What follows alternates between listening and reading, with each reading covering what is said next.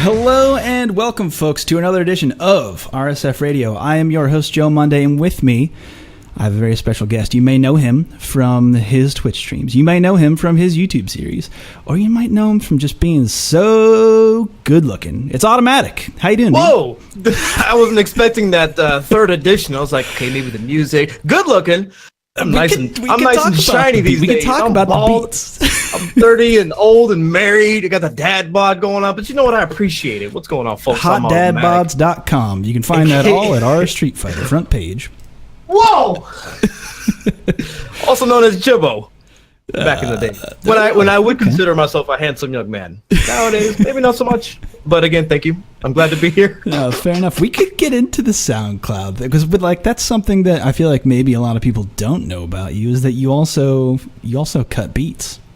You can call it that. You can call it whatever you want. Back in the day, I used to produce for Sebiel.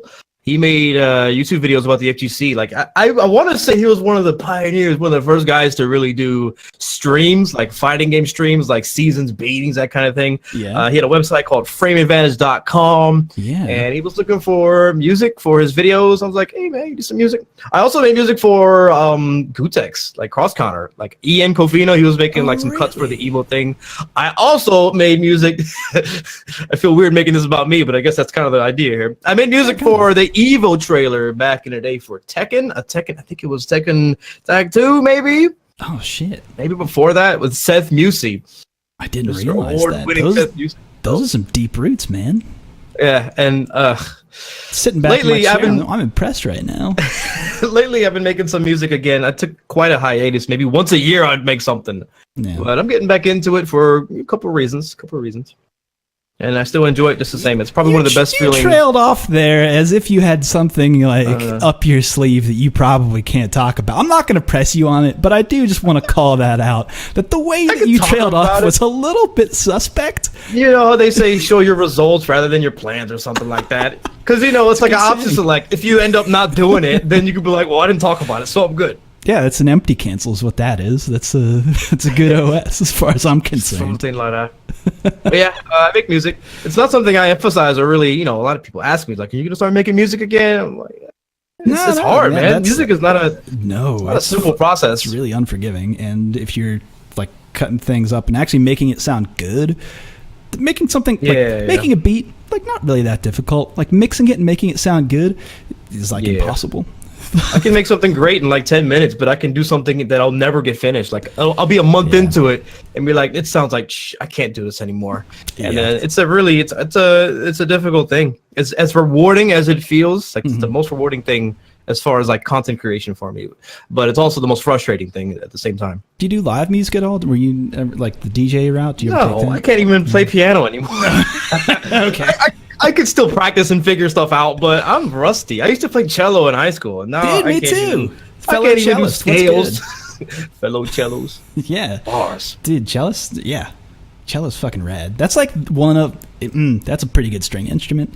I do like a double bass, but the register is a bit low and grainy, where on a cello, you can make it sound like nice and smooth. Oh, man.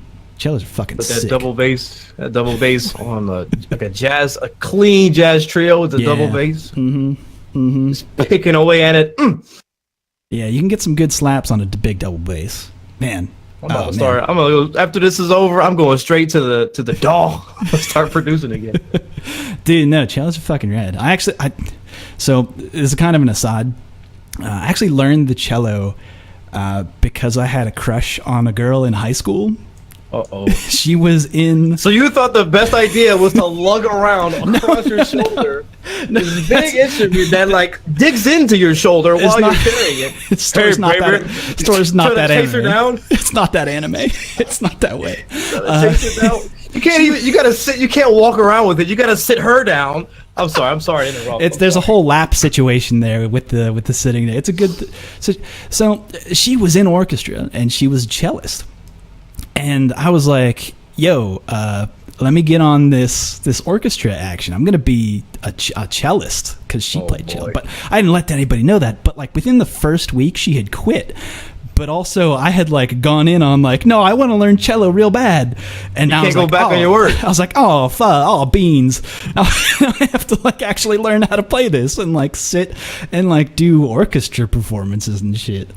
It was like, okay. There's some very attractive women, girls. No, it's okay. I am fairly certain she turned out to be a lesbian. I mean, it doesn't mean she's not attractive. This is true. Take the shot, man. You'll find out. absolutely very attractive, but also just played for the, which is fine, totally fine. I feel like I to the best of us. Everybody won on that because no one got weird advances that they weren't okay with, and I got to learn how to play cello, so it was like a good win-win-win situation. All around wins, W's all over the place. All kinds of wood wins. That was an unintentional pun. I apologize. It was not where I meant to go with that. Hey man, dad puns coming at you. I'm better at Street Fighter. I make music and I do a lot of Tekken Street Fighter. Yeah. Subject Perry. Yeah, that is true. That's good. But those two things do relate to each other. The way you solve problems in music, the way you practice timing, scale, or like different tones, or like maybe you trying to vibrato here, crescendo here, or you have in Street Fighter. Okay, I need to learn how to hit confirm from this position. I need to activate my VTrigger sooner in the match. I should activate it in a more efficient way when I activate it sooner. There's a lot of moving parts involved. Yeah, there's a lot of very good musicians who are also fighting game players. I feel like that Venn diagram is pretty much like close to one circle. People who are like very good musically, or like at least play instruments are somewhat tend to be good at fighting games. There's some good comparisons to jazz and classical music, whereas jazz is it's more of a free form. You have a chord progression. You know, the bass player, you got to hit this note at some point and you're good. And the melody is this, but you can do you kind of do what you want. Just say it sometimes. Whereas in classical music, it's like, this is what I want. You're directly like, this is what the composer wanted you to do. Yeah. The conductor, you follow that tone, and then you follow that tune, and you move from there. But you can combine those two elements is what I think is the most. They say the highest art is no art, like Bruce Lee or whatever. I think that's the right approach to fighting games as well, is to be able to improvise, to be able to know what is the concrete, like I have evidence, this is the best frame trap, but also be able to, understand the psychology. When you have the psychology and you have the ability to improvise and understand how your opponent thinks, then I think that is the correct combination. I'm right with you. It's like jazz is the third strike, and the classical is like your Street Fighter V. Your rigid body that you're stuck into is the Street Fighter V, whereas the classical, the jazz, man, you want to play it fast and loose. Not to say one's better than the other, but who's to say? But I have noticed that you've been putting some third strike videos out there recently. Do you want to kind of talk about that and how that's been going for you? Oh man, me and Third Strike, we go way back. I can already see like the cartoon, like somebody makes an animated film, like, and then there's a cloud. I'm thinking about Third Strike, and the theme from Doug Patty Mayonnaise. She walks in, I see the Third Strike machine. It's like I'm in love with that game. It's been around for. I like the Doug Funny reference. Yeah, that's very good. I've definitely been playing that game for over a decade. I'm 30. Probably when I was around 18, I started playing. 19 or 20, I started traveling and meeting people to play it. So it's good to see it come kind of full circle in some ways, and see who's really interested in what's out there. And what's interesting is people who've never experienced Third Strike, and then they pick it up and they like it. That's what gets me. Is like, this game doesn't tell you, it doesn't tell you what to do one way or the other when you first pick it up. So you're like really free to make those own decisions. So if you don't know what you're doing, but you still enjoy the game, I think that says a lot. Yeah, because it lets you do whatever. You'll get fucked up for it. Like, you will get bopped. Like, yeah, it's really tough to define these terms. Like, it's free form and that kind of thing. But the idea is that there is no. You're still active in this situation. You're still like, there's so many options available to you at all. You might not know those options, but like just the matter of pressing buttons and like pressing directions on your stick, like might even make something happen, I think what I'm trying to get at is there's no pressure to play it. There's no like tournament per se. There might be around there. There's no like pro tour. and you're just playing it just to play it and see what was out there, and then people are enjoying it from that angle. And this is by no means am I throwing stones to tournaments who have to games that have those kinds of tournaments. But I had like a similar experience between me and my friends the other night, because we're pretty good at the game, but there's no tournaments. There's nothing going on for us to get better at. We're just playing it because we like it and we want to get better at beating each other. I mean, everybody, but that's who we're playing with. It's just me and like 8, maybe, handful, a couple other guys. That's it. And we just want to play to beat each other. It's just recent. It's just in like the past month. And it's fun. Because you can think about like Cooperation Cup. That's like the one big tournament every year.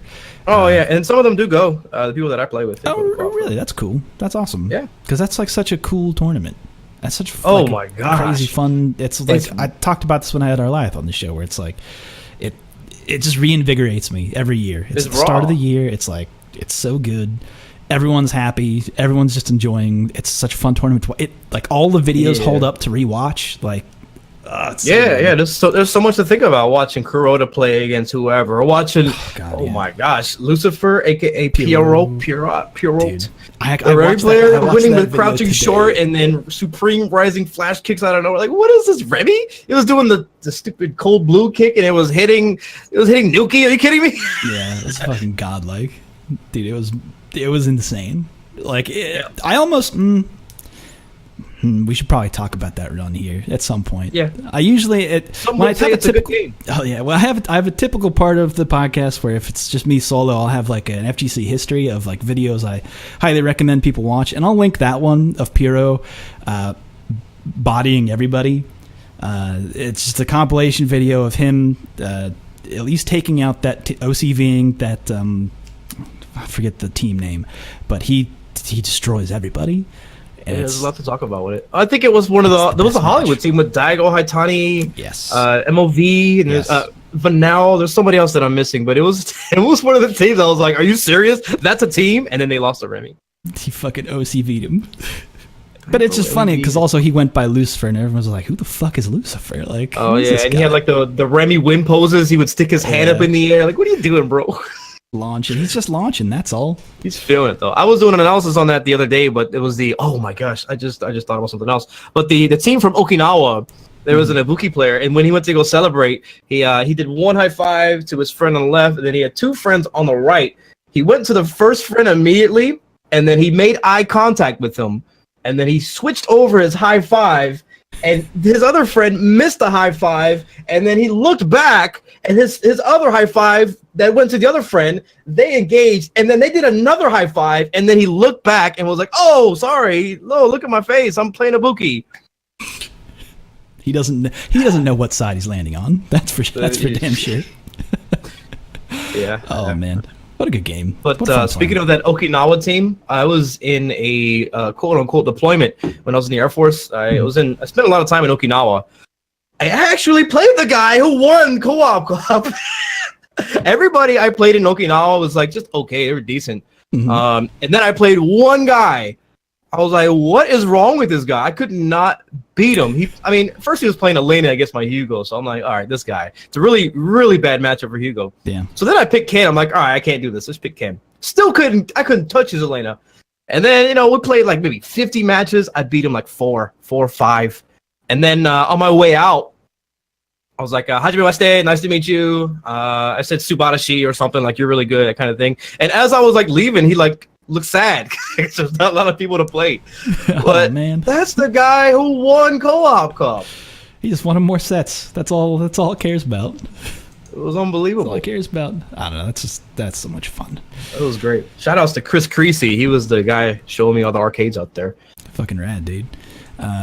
So you've got some videos up, and people have seemed to be reinvigorated with there's a lot of new players coming on, mostly I think due to 30th anniversary coming out. I feel like that's really stoked the flames here. It's relit the spark in people's hearts for Third Strike, and probably kindled new flames in newer players who just don't know much about the games. But yep, and I'm here for them. It's been really cool. It's been really cool to see so many people, such as yourself even, who are just producing more and new like Rennick put out like a new video not too long ago. And I was like, Man, fucking word. Well, there's a guy from New York by the name of Frankie. I think his channel was Feetwork 101, something like that. Mm-hmm. He's been doing some good. It's called like Third Strike Film Room. He's been doing really good breakdowns of like YSB's Hugo, Deshikan's Ken, TM's Q. It's really, really well done. What was the name of that? It's just if you search Third Strike Film Room, it should come up. I'm not sure about the YouTube channel's name. I think it's Feetwork 101, but don't quote me on that. Okay, yeah, I see it. I won't click on it because there's probably an autoplay thing and I want that coming through. But that will be shared in the show notes, even though that has nothing to do with whatever you've got going on, which we can talk about now.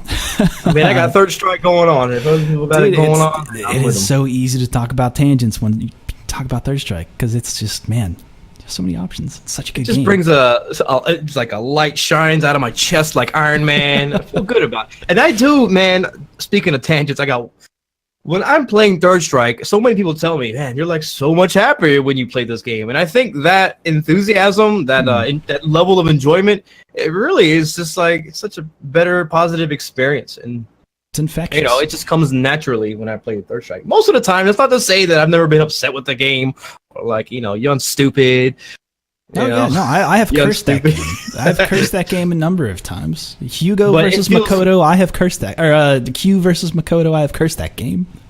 But it feels so rewarding to just, when I lose, I feel like it's my fault. Yeah. The other person played really well. Sometimes the character might get to me, but if I conquer it, it feels really good.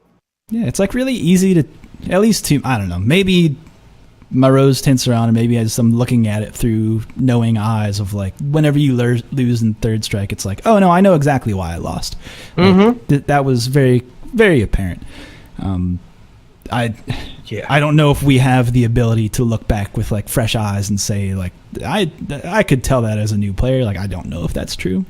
That might not be true. Yeah.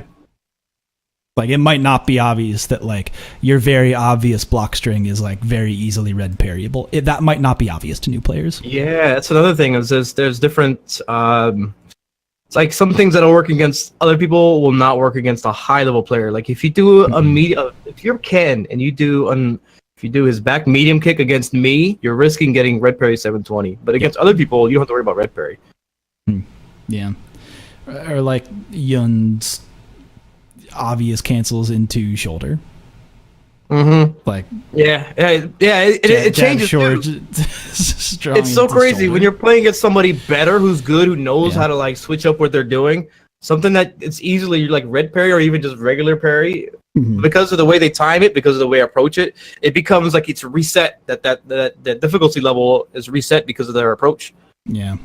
Or like, if you're playing Dudley and it's like, how did they punish my EX machine gun blow? I thought I could just throw that out. I looked at the numbers. I saw the math. I'm safe on, wait a minute. There must be something here that I'm missing. Mm-hmm. Very easy. Dudley. Dudley. Dudley's cool. I did not have it in me to learn all the juggles. I have a bad memory as it is. I didn't want to do it. But I do love a Dudley. I could talk all day about this. I know, and like that's fine. But I want to keep it to an hour, so maybe we should cut that short and talk about some other stuff that you got going on. Tell me about the Stop Button. Oh, Stop Button in Hope Mills, North Carolina. What city is that? Never heard of it, right? It's near another city you haven't really heard about. It's called Fayetteville. I've heard of Fayetteville, which is where I began my journey in fighting games in the Fayetteville arcades. But as far as Stop Button is concerned, yeah, we have a legitimate arcade with owners that care. They care about the machines. They care about the product that they're putting out there. It's also a bar, so they're doing quite well. They just opened up another room that I can run tournaments in, that other people run, like Tekken, Smash Brothers. Not cool. So they're building up. They're growing, and he's always trying to make improvements everywhere. Like he just got a Super Turbo machine, so we got Samo parts, good sticks. Man. So you got Third Strike, you got CVS 2, you got a Killer Instinct 2, you got Soul Calibur 2. The list goes on. Like it's all there, and he's always looking for more. But Stop Button is just a wonderful place. I mean, it's not the only place too. You got Lost Ark Video Games in Greensboro. So in North Carolina, we got 2 highly functional arcades. Man, look out for the North Carolina scene. I didn't realize North Carolina there's a lot of potential here. Yeah. We got a lot of potential here, but it's like organizing it and making it making it so that the community is really interested in grinding and getting better. Not only just for the aspect of fellowship, I guess you can say, or like just hanging out. But I think we have the potential to be good players as well. I mean, a lot of areas are like that, but you got to have the right people who are streaming it and just the numbers. Like NLBC and Wasn't That Fights, they're the juggernauts right now. But you got Texas, Atlanta, but it's harder to get quote unquote stream time. You need somebody who's a content creator like myself to really make the plays happen and make people who are in the area local celebrities and make it worth watching and making it worth showing up to. And that's what I aim to do with Stop Button and anything else that's going on in North Carolina. Yeah, that's rad, man. And the internet, apparently. I don't know. Yeah, so if you are listening and you are in that area or that region, we're going to post some info on that and probably get some stuff out to you so it can be easier to spread the word of Stop Button and just the North Carolina scene in general. Yep, because I'm there really every Friday. That's that whole attitude, because it just makes it... Shit, man, this is going to be an old callback, but I was listening to Gutex's old podcast of when they were trying to raise money to go to SBO. Oh, like the Gutex.com? Yeah, and part of that was them talking about the Japanese take on trying to help each other get better and not trying to hide tech at all and just sharing tech and trying to get or level everybody up and just enjoying themselves and just enjoying the game and that being the culture. Yeah. Especially, not to interject or interrupt, but their goals are different. Their goals are to be the best players, so we can all be the best players, and so somebody can, But here, the tournaments are important to win, and the strategies for winning do involve, not letting your opponent know your strategy or know the answers, so that you can have a better chance of winning. Yeah, it's like there's money on the line, and it soon turns people into cutthroats and hiding their tech or blatantly showing tech that isn't not how they're actually going to play. That's and I don't disagree. I think it's a good strategy. I think it's a good strategy. If you want to win money, that's the thing. If you want to be the biggest fish in your pond, that's fine. But and then the other thing is your pond is probably not that big. You're in a pond. You compare that pond to the Japanese pond, and then when they come here, back in the day when they came to Evo or whatnot, everyone got destroyed. There was very few people that could hold a candle to Japanese players, but it didn't matter. It was a once a year thing. It was more important to, I guess, quote unquote, put food on the table at your locals kind of thing. Yeah, and it was. But we'll see. Sometimes it's not about that at all. Sometimes it's just pride. You don't want to lose to anybody. Yeah, that's true. There are a lot of egos, and that's fine. There's things to talk about. There is your willingness to lose. In exchange for learning and getting better. Some people don't want to lose and they want to just win. Yeah, by any means necessary. Your ego doesn't win you matches, right? Yeah, and that sucks. You can't make friends like that. Absolutely not. So you got that going on, but something that I think we can transition into, I think the first topic that we should probably talk about, something that's similar to what you're doing, Banchan, building locals. There's a really good article on Red Bull Esports. Red Bull Esports, a lot of good articles out there. But this one kind of followed Banchan and talked about what he's been trying to do and what he's been trying to achieve in Japan, basically saying that the arcade scene is dying out and how important it is to be in front of someone, to learn with people. You read the article. Did you have any takes on this? I skimmed through it quite a bit. It seems like me and Banchan have a couple things in common as far as not just community building, but the way we feel towards Street Fighter V. It's not the game that I'm in love with, but I do appreciate it. I do think it's. I've been thinking about this a lot, and I still haven't figured it out yet. But I think it might be pound for pound the correct fighting game. To get the most people to play it, to make it so that how do you say, the skill ceiling is lowered in a way that it feels obtainable to beat people who have been playing fighting games for all this stuff has been said ad nauseum, but the willingness to still pursue that desire to build that community and not let that arcade feeling die out, I very much so share that. I want to make people the people who do love this game, I want to enhance their enjoyment. That's what I get out of Street Fighter V the most. Is helping other people play it. Yeah, and I think that's something that even Banchan says in this article. I'll quote him here. is that my main goal is to inspire the young players in these regional areas to start their own offline community. While throwing an event might be an exhausting job, it's also very rewarding. And it's always better to have a rival or a friend to play and communicate with rather than playing alone at home online. Yep, no lights, just a screen glowing in your face, and you're just you're playing on live. More than likely, not having a good time when you're not getting like a win streak, or even if you are doing nothing but wins. If anything goes wrong, it affects you. But when you have a person, it's a different dynamic when you can actually talk to somebody who's physically next to you. And that can turn into a conversation about like today's society, how we're like, it's so easy to communicate with people, but it's like we don't know how to communicate with we don't know how to talk to each other anymore. Yeah, within the options available to us, it has become harder to actually make a human connection than it is to. Yeah, we talk through character limits, statuses, retweets, but really talking to somebody, you hearing the sound of my voice and looking at me, it's almost like it's a lost art. I'm not trying to get all cornball on you, but it's getting into a weird spot. But then the truth might be maybe most people just never have been really good at it, and then we can see more of that. Well, I mean, that's also very true, is that there's a lot of people who have not developed socially. It can be very hard for them to do so. I'm not trying to like throw any shade on people like that, or say like, hey, you should like get out there, Sonny, and talk to a person. Go throw a baseball. Talk to your local recruiter. Yeah, no, I'm not doing that. Support your local library. Support your local library. Support the lab. Sorry. But like, in all seriousness though, like there is, like you mentioned something where it's like if you're on ranked and you're winning, right? Like the winning doesn't necessarily make you a better player. You're not getting. Yeah, it doesn't equate to enjoyment either. It's not always man. I don't want to like. There's so many stories I can talk. But like Street Fighter 4, I remember winning a tournament against Steve H, and I didn't feel like I won. Like this legendary CVS2 player, Steve H, who out-turtled Justin Wong. I beat his ass, and I was like, oh, something's off here. It didn't feel right. But There's then it also doesn't. It doesn't make your losses like you also don't necessarily learn from your losses. Yeah, like, losses don't feel good either. Yeah, that's part of the.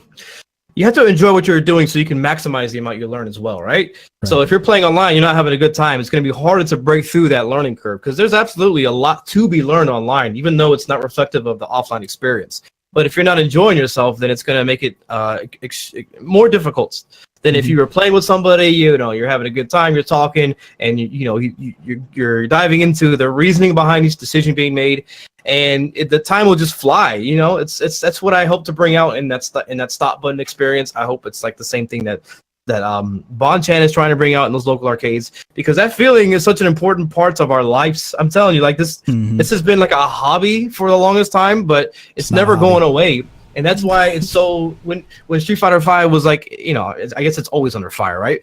People can say like, why don't you just play something else? Like I do, but I want this to be right because this is what I've been attached to for so long. So it's hard to it's hard to be perceived as reasonable because there's so many people who aren't. It's a crazy dialogue. Yeah. But I will say when I am teaching people at Stop Button, in person, it started as just one person who just showed up to one tournament that I was running, and then he started coming on Fridays, and then I started. It's because of him. Shout outs to Tim. I was like, okay, I need to bring other people in to play him, so that he can experience a variety of skill levels. Because if he's just playing me, I can teach him stuff, but he's not going to feel like he's learning. That's another thing. Is like when it's the newer player, if he's not winning, it doesn't feel like he's getting better. But when somebody is just better than you, and and I can identify that he's making better decisions, but not enough to beat me. But to him, it's not like that. So when he finds somebody that's his skill level, it's a good, not like a supplementary. Maybe it is like a supplementary experience. Like it's all those different aspects are good. So he's been my motivation to continue seeking out more people to play him, as well as me. People come out to play me sometimes. That's cool. No, helping people learn fighting games is incredibly rewarding, I find. Yeah. It's hard to. It's hard. Yeah, it's hard to explain exactly why or how that is. This is because you can't. Oh man, you can't change somebody internally. You can't like make decisions for them. Right. But if you give them the tools and you guide them along the way, and then they are able to expedite the process and figure out how everything works, and then make the decisions on their own, you're like, yeah. I gave them the paintbrush, training someone to then surpass you in skill is like, oof, that feels good. Oh yeah. That actually like That's feels. What happened good. to me. That's what happened. I would say happened to me early on. I used to be that guy who didn't know a thing about frame data. Yeah. I just played by feel, bro. I just used my Corazon, and that worked for a while. But I started looking at frame data and whatnot. But I didn't understand like this. There's so many things like the backstory of me. But basically, I met somebody who taught me psychology, and then I meet people that teach me about frame data, and then I put those two things together, and then voila, you have the psychology, the science, and the psychology put together, and that's where I'm at today, and that's what I try to aim. That's what I aim to teach other people how to do. Yeah, I know. I think that message comes across in your videos and your tutorial videos as well. That's something that I would encourage people to go seek out. Like if they're wanting to find some type of encouragement or words of wisdom to want to attain that next level of skill or just learn fighting games in general, I would send people to your YouTube channel. I think that I'm mostly in agreement with a lot of stuff that you have to say. And also in terms of like how you look at the game and perceive things has been, I would say, very in line with what I've been trying to do as well. So I'm thank you. Right there with you. I try to keep it digestible, and Yeah. I understand how the internet works. If I just put tech out there and just say, "Oh, this is +4 here, and it's +9 on the back recovery because blah blah blah," nobody cares. It's not going to get attention. You have to attach some kind of sensationalism to it. But I had to I had to do the same thing I do in training mode for like internet for social media. I had to attach some kind of buzzword, make it really short and cut to the point, and then it's longer than 5 minutes. I'm not watching it. the internet attention span. I have to pinpoint what I can really get across in a short amount of time, and that's I think is the correct approach in any case, to have like short digestible bits. And then people love that, man, in every game. I saw this streamer, popular Fortnite or Hearthstone streamer. They did this combination. Let me try it out. Let me see what happens. And then by that, they have learned a new skill without even like thinking about it. So yeah, no, that's rad.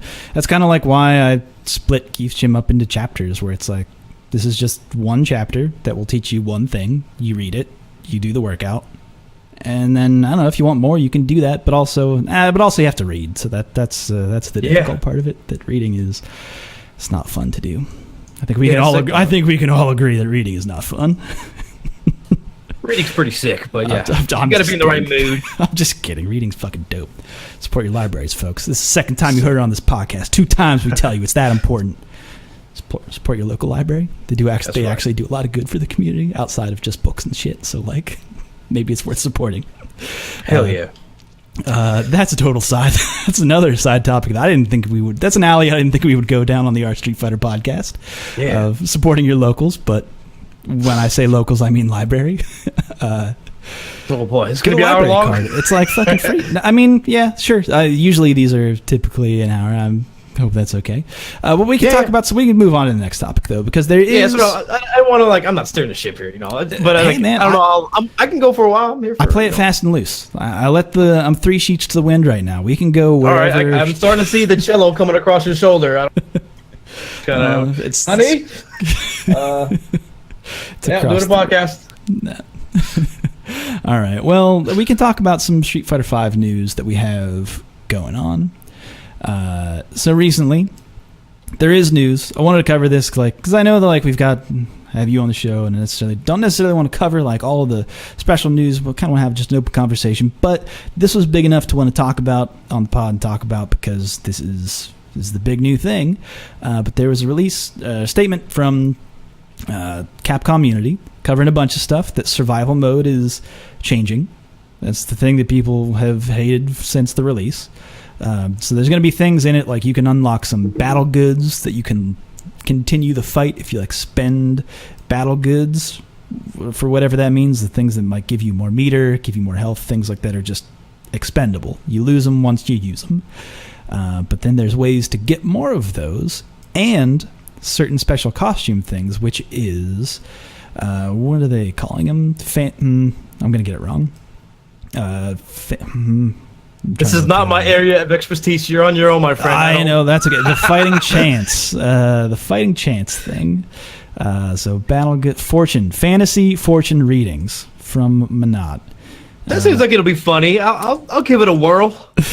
Okay. I'll see what happens. So, like, the big thing that at least we've been seeing on the sub, and this is just something that, because it's fucking Reddit and because it's the internet, people see that and they say, oh, you spend an in-game currency to have the chance of winning some kind of thing, whatever it is. It could just be something that's cosmetic. It doesn't really matter. It could be something that affects your survival mode. But it's a chance thing, so it's a loot box. It's a quote-unquote loot box. Loot box. It's a loot box, because that's a buzzword. I just saw so many people like hit Twitter and be like, loot boxes in my fighting game. Like, I thought we wanted. Yeah, but like, they're gonna try it out. They're gonna see what's going on there. Loot boxes, but let me click on it. The thing about the loot boxes in this is that I don't even necessarily think this is like. Okay, so let's consider it like worst case scenario. This is like an actual like bad loot box scenario. Even if you think about it that way, you also have to think like, in what ways is this really even like making them, being Capcom, like that much money? Really? Because that angle. Yeah, because like it's a currency that you can only spend in-game currency, and there's currently no way to buy more fight money. So there's no, I mean, yes, the fight money does have value, like an intrinsic value, but if you do like the math, like the $500 fight money is only worth like 3 actual cents, 3 pennies, which like that's, I can see it. If you want to equate it to an actual number, like that might, but then you consider like, I mean, what's the loop of like what money does Capcom take out of it? I guess it's like if someone's spending their fight money on this, they're not using their fight money to buy characters, which I'll also share a link on like where. So maybe they're making money in a roundabout way. If you're spending fight money on something else, and then I don't have fight money to buy Cody, I guess I gotta spend $5. So I mean, that's extremely roundabout, though, right? Like, that's a long way around to get like $5 from someone. That's a very long con. I don't care. This is not. I don't care.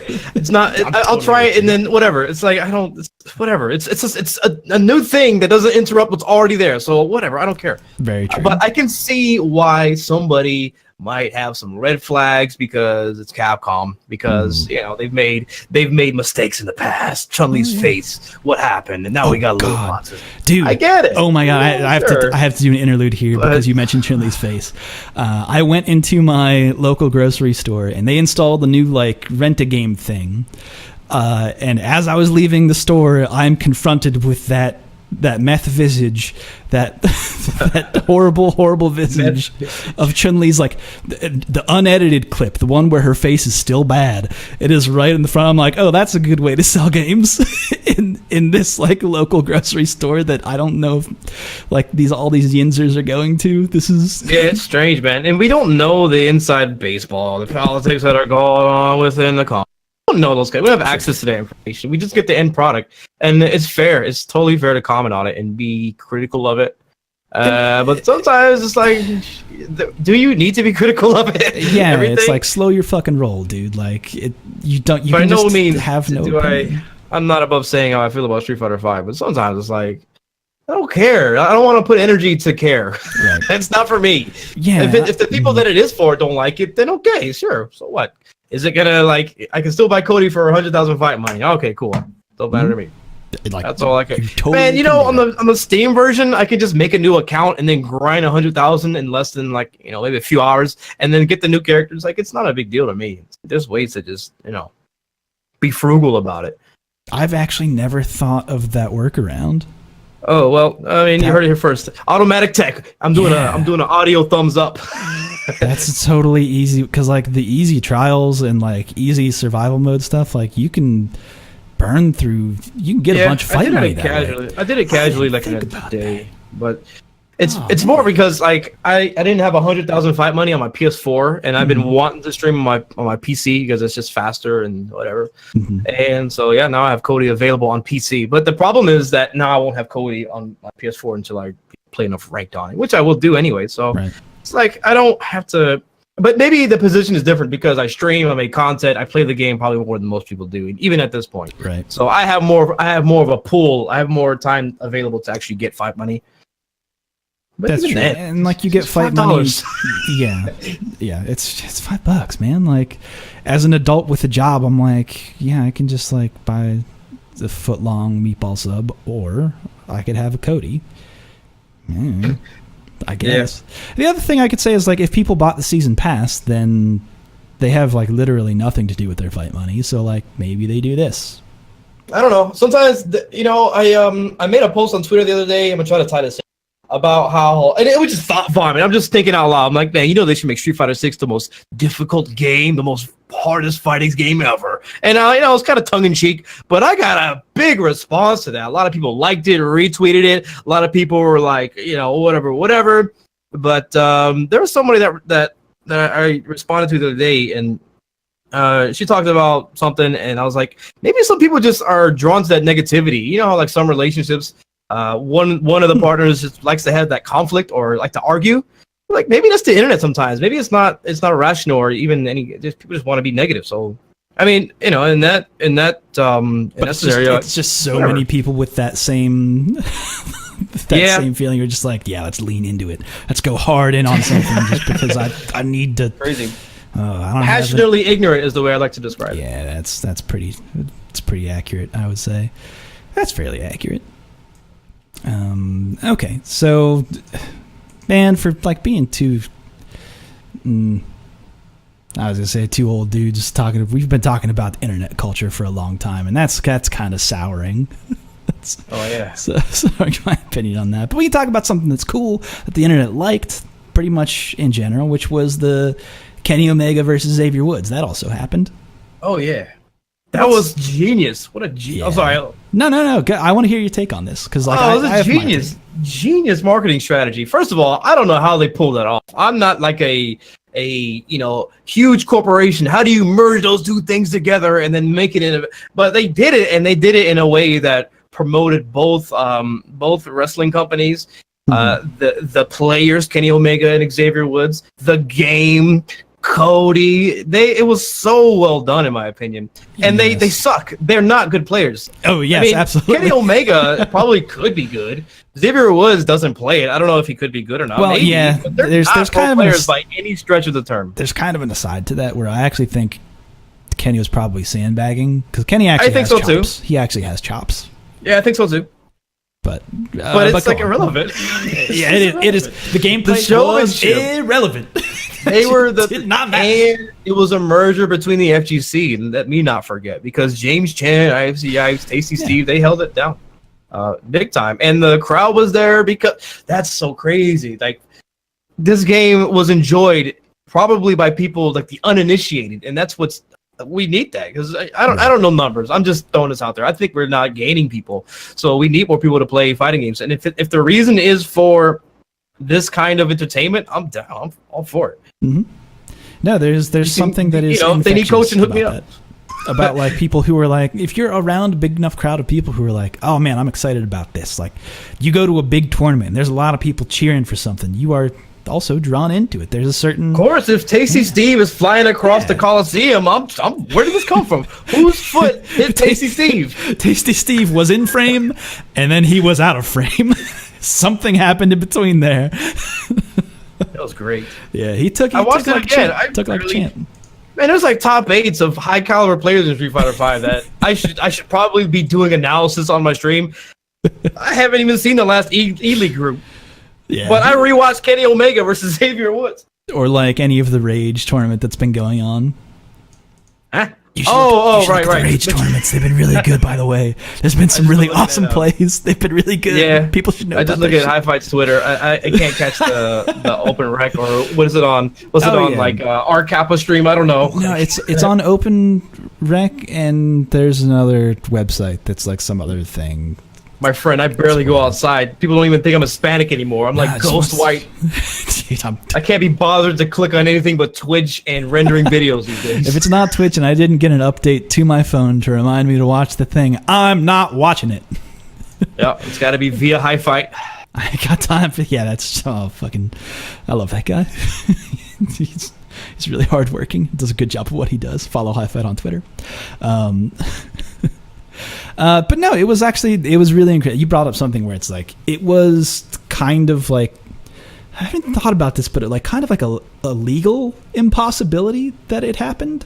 Because I think about the WWE and how protective they are of their properties. Branding.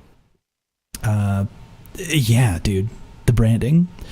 But anyway. But they weren't. They've done it before. The last WrestleMania had a Japanese wrestler involved with it. I don't know the names, but true. They're not. It's not a new idea. Okay. Yeah. And it's man. They pulled it off, and they announced the Cody. They had the Cody there. They showed off some Cody stuff. All of the New Day and the Elite were there. The ghost pepper, or not? Was it habaneros? Yeah, the habanero pepper. Yeah. He took them like a champ. There were steaks. It was good. It was all good. But I think in general, Xavier Woods' statement on this was really accurate, of him just saying, I really just wanted this to show off how good this community is to a larger group of people, because, I mean, he's been in, I've seen him at events. Like, he's in it. And so by the way, Xavier Woods has been to Lost Ark Video Arcades in Greensboro, North Carolina. He stopped by after an event. Yeah, that's fucking rad. It's so sick. Like, he's in it. Like, he knows. He's not a chump. He's not a mark here. He knows what he's talking about, and he knows the players who are involved. And when I say players, I'm not talking about the actual players. I'm talking about the people who actually move the FGC forward. Which he's genuine. Authenticity is so important, and it kind of goes back to that arcade culture. Is when you're playing just to play and to be in that personal experience with other people. It's so different from online. Not to say online has nothing to offer. They could definitely find that, but right, it's so much more tangible in person. Yeah, no, there's just everyone on that stage was so excited about what was happening. Like that, man. You're bringing me back to the arcade days. We were like that, like all the little stories that were like really people. The way you actually got names like aliases, man. I would have been called Mouse if I didn't change my name on S-Arcade to Jibble. It would call me Mouse. Can you believe that? Because I was really quiet. I would just play at the arcades and not really say much. And my brother would do all the talking and embarrass me. So they called us the Power Pat Brothers. Like, come on. So embarrassing. I didn't actually think about that, but yeah, how it compares to real life. Most people just have their names because they chose it for CFN. And not because they actually earned it or have a name. There's a guy called Edmond Dantes, and then this was the first villain that I took a lot of money from because I was really young and having money. Right. In Third Strike, and after I beat him in that series, I came to his apartment with $2 and I left with $50. It was a lot of money for me when I was a broke college student. Damn. Okay. After that, I called him ATM and Dantes. That's pretty good.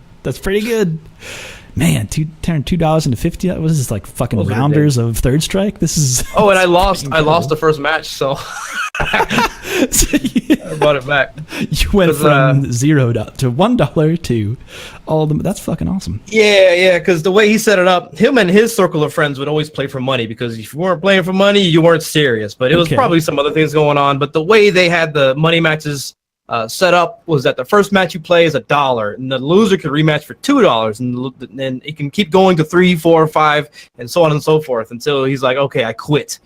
And let's just say that process happened quite a bit that night, but I wasn't on the receiving end. Pays to have your opponent be salty. That was sick. That's actually not a bad. That's not a bad way to do money matches, actually. Yeah, he was pretty smart. We're really cool these days, but back then nobody liked.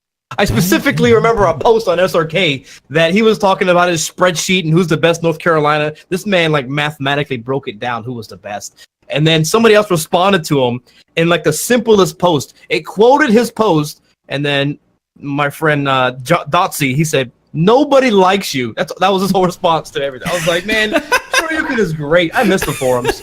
Oh yeah, that's Nobody another likes you. that's another conversation we do not have time for. I would love to go into that conversation of like missing the forums and like what that culture was like, and and what we're currently missing out on because everyone has their conversations on Twitter. What you saw with Kenny Omega and Xavier Woods, the show that they put on, which was an amazing show. It was like that. People felt like we were really at each other, or like the greatest friends came from it. Like I'm married. I'm married to the person who taught me fighting games. His wife's niece is my wife. I met him through him. No shit. I met her through him. That's fucking rad. I didn't realize that. That's awesome. I'm that's a fun into the story. FTC, I guess you can say. Yeah, dude, you literally married in. Cool. No, that's fucking dope. Okay, kind of running out of time, but we can get to the last segment.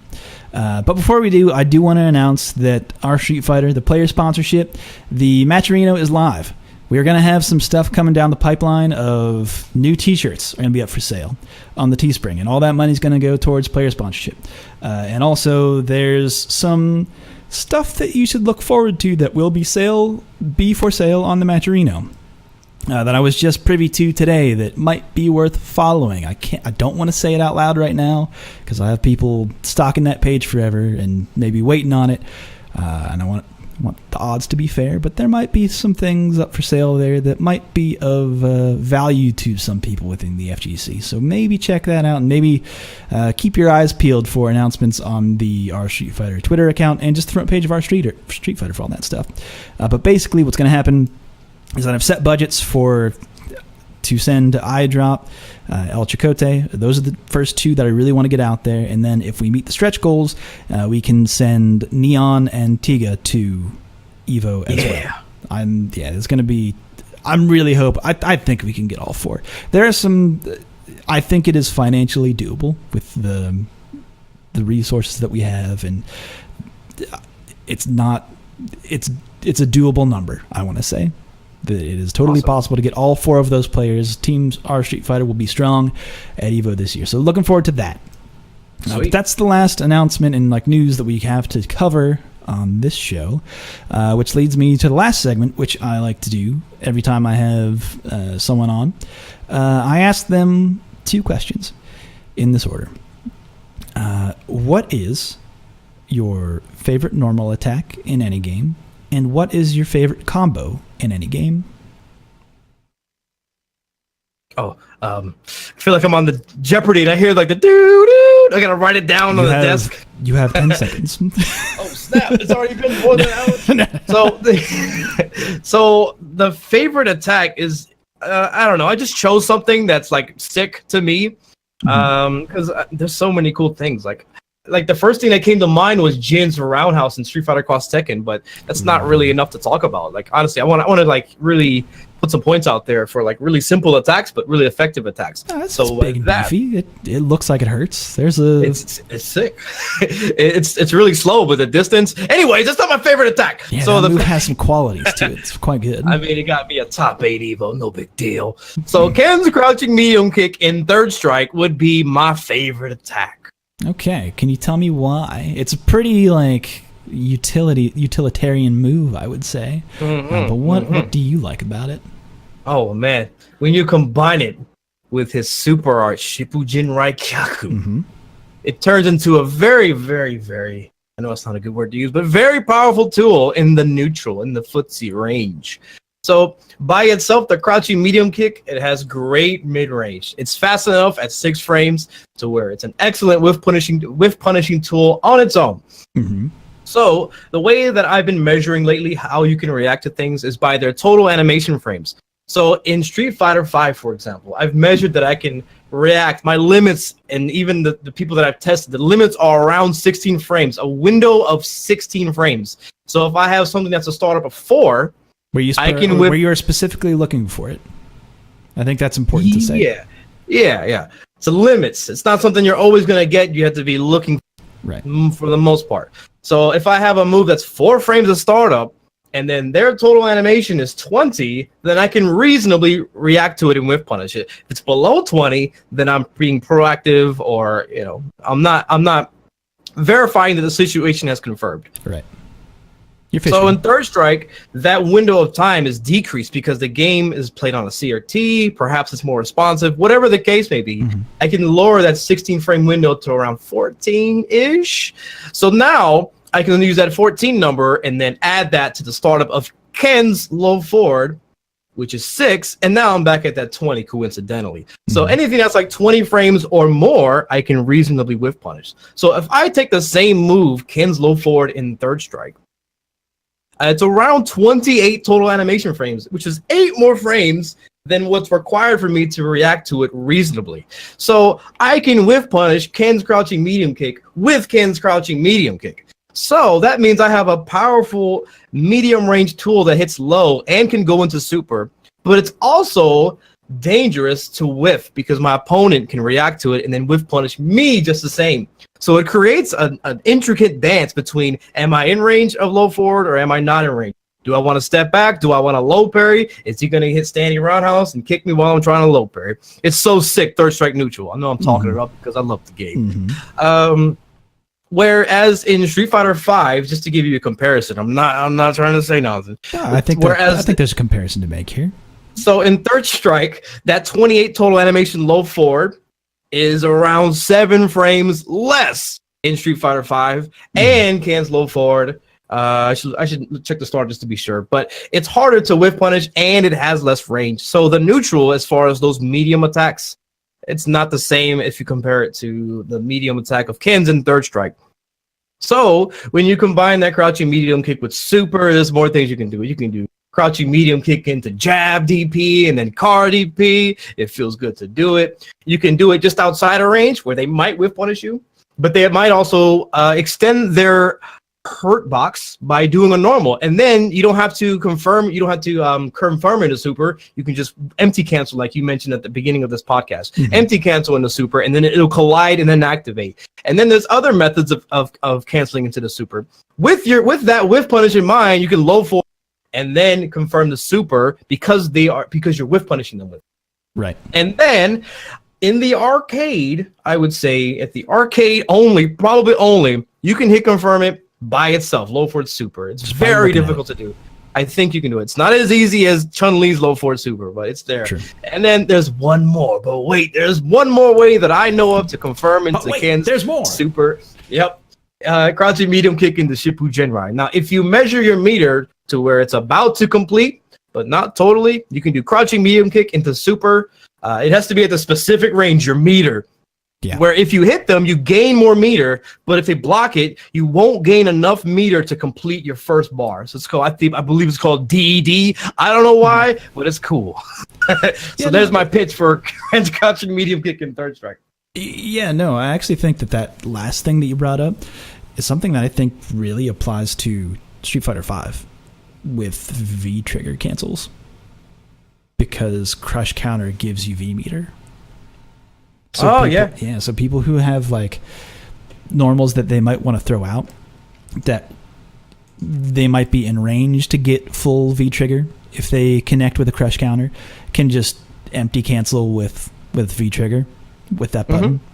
Absolutely, you can do that. Can get cross without stand hard punch. I think that works for him.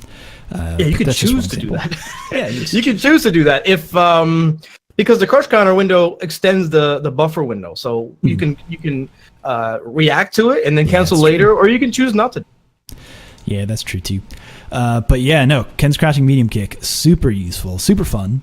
And I just want to throw out here too that his crouching medium kick in Street Fighter V is 6 frame startup. No, the same speed.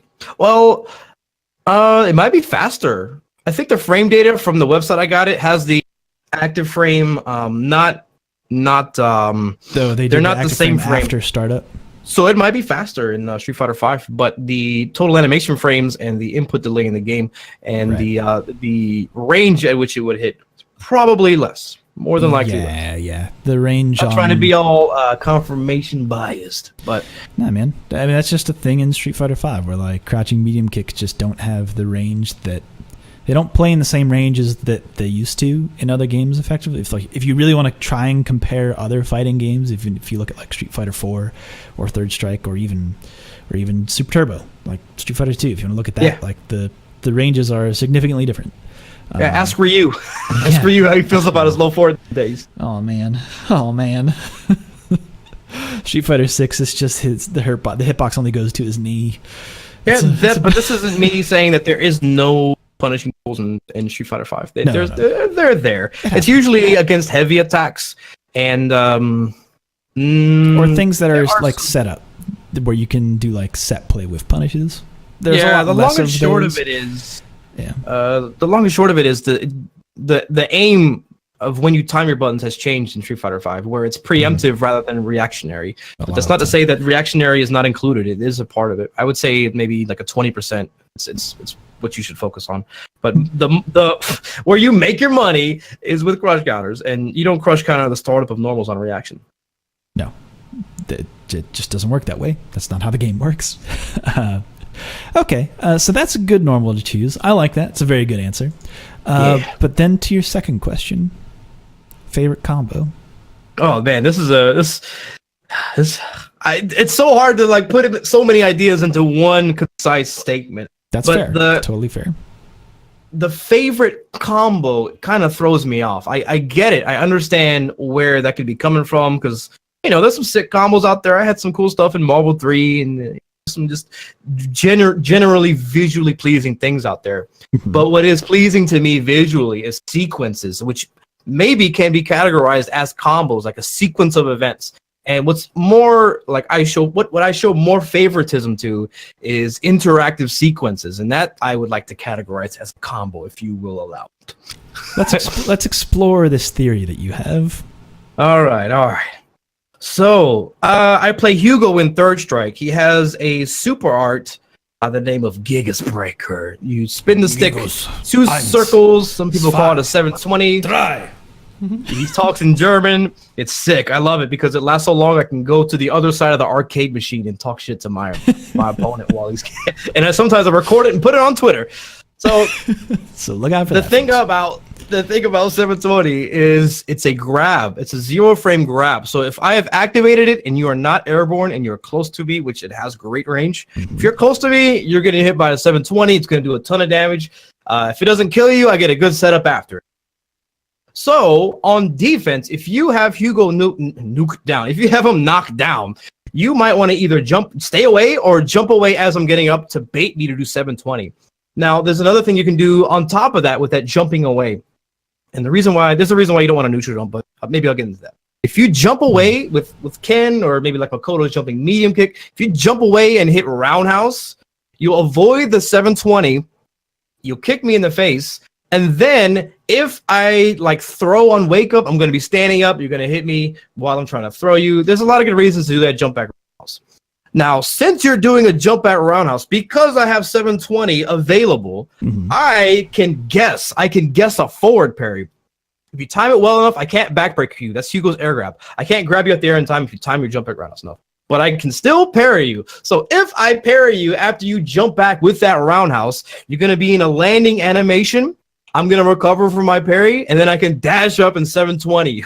It's my favorite thing to do. There's other options too. So I can do the backbreaker from there. I can do a giant palm bomber, the light punch version, then EX lariat. This situation is so sick to me. There's a lot of options there. And also, it's not that crazy for you to wake up with a forward parry. Because if it's Ken, they might target combo.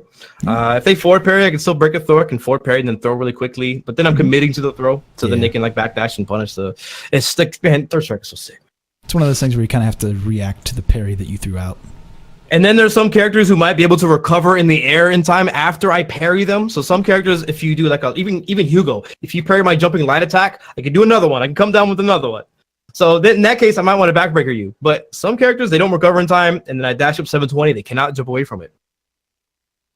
So that's my favorite combo. That's really good. As someone who loves a grappler, I'm a grappler apologist. I love that shit. That's just so good. That's so many good. Like I love and this is kind of an aside and going off with because I know what you're thinking of. Like as someone who has played grapplers for a long time, like. You kind of have to think of things with a different mentality of how can I get my opponent thinking that they don't have to worry about being grabbed. Yeah.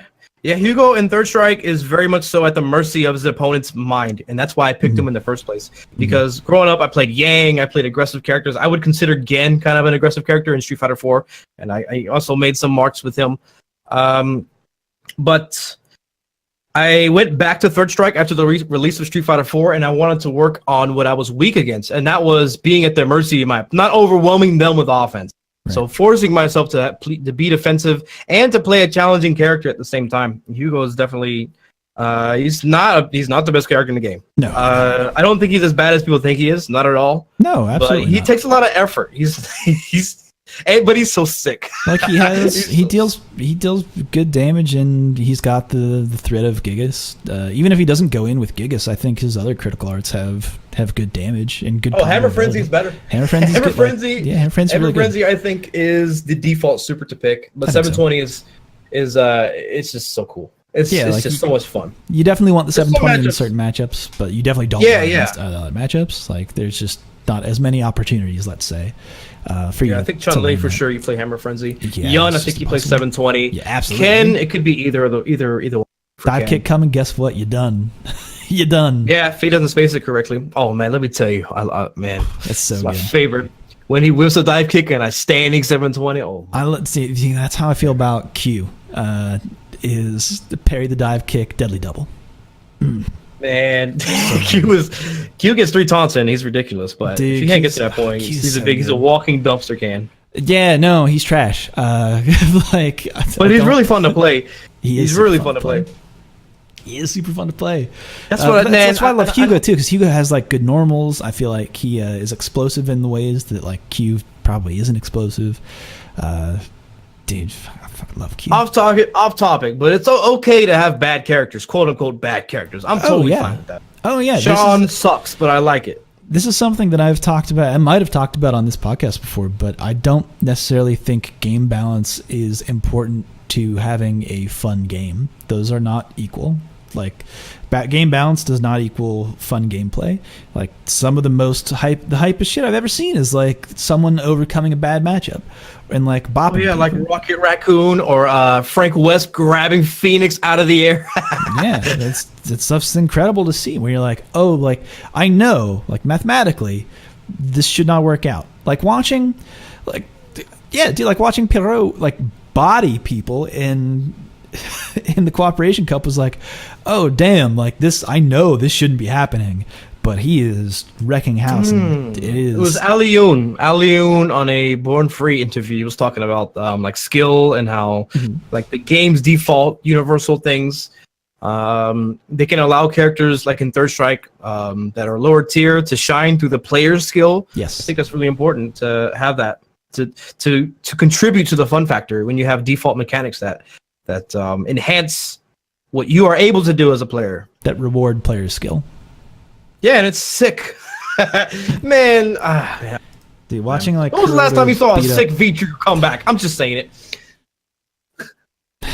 I hate Alex videos. I hate Alex comeback videos. They stink. Oh, really? Okay. All right, man. Did that tug on your heartstrings? Opinions. That's... I don't know how those go over. Dude, I don't know. Put that one out there. So the Alex... Okay, so to me, the Alex video is actually fun to watch because I specifically know that a lot of the stuff that Alex is doing in those videos is like super not real, and the only reason he's able to do that is that the player actually totally broke their opponent's mind.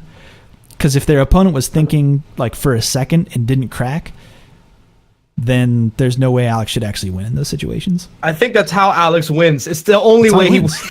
And that's how I feel like Alex wins. Solid Alex plays. And that's how I feel like Geef wins. Like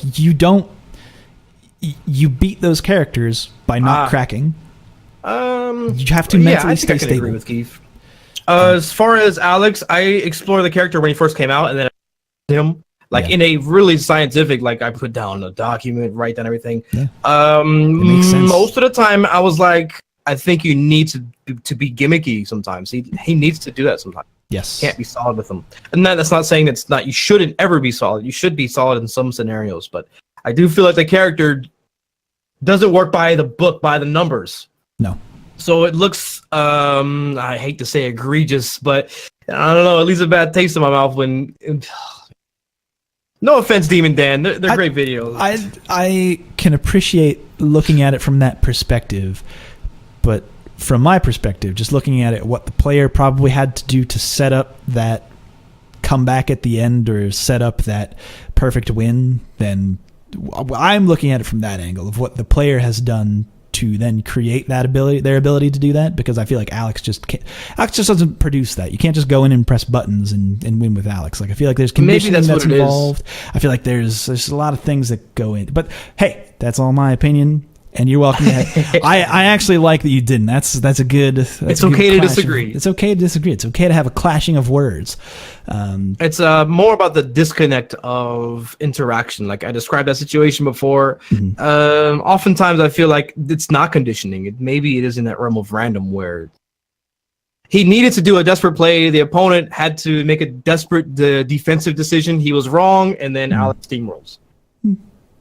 I can see that coming the other way too. There are definitely clips of that as well. Yeah, and the unfortunate part is that sounds what I just described. It sounds like it's an attack on that person as a player, and it's not. It's right. More the nature of how the game works. That's in the systems of the game where like, oh, you DP'd and you're playing against Abigail, which means you're dead now. Sorry. Yeah.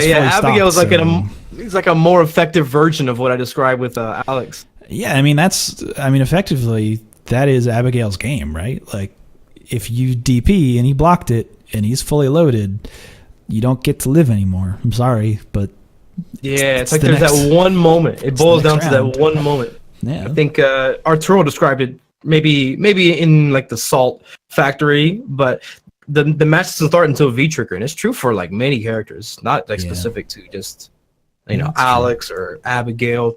There's some characters that have the neutral to where it seems like they outplay their opponent in many times of the matches, but many of the damaging situations come from that VTrigger mechanic.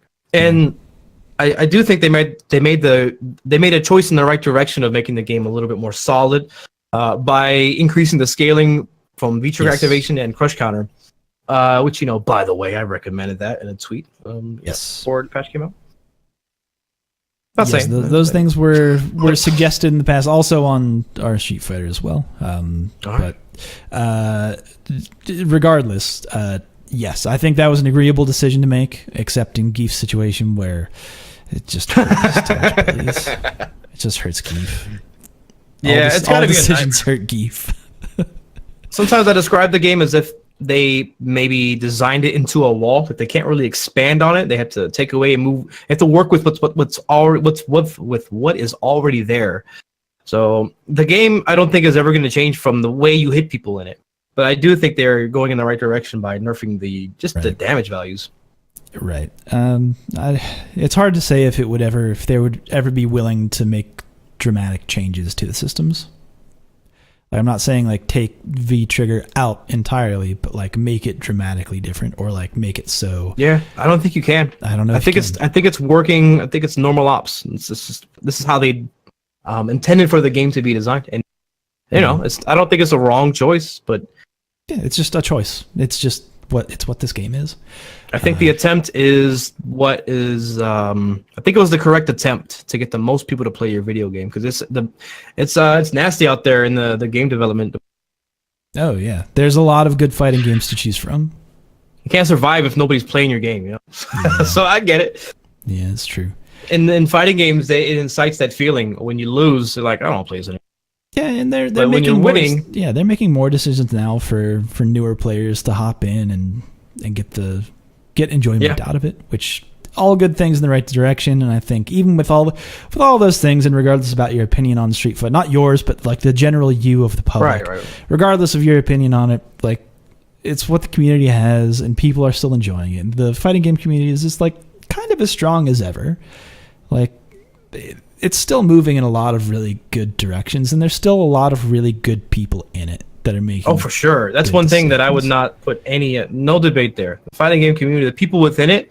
Yeah. Man, I used to not like Jabali at all, but like he could punch a family member of mine. I'd still go to CEO. It's a sick tournament. There are people at the wheel that I would trust at the wheel. I like Jabali now, but There was a time where me and him, maybe you can call it a soft beef, but we were gonna have like a Street Fighter 4 Monday match or whatnot. But that's not even. It's like it's so far in the rear view mirror now. It's like, man, more power to you. God bless you, kind of thing, you know? Yeah, man.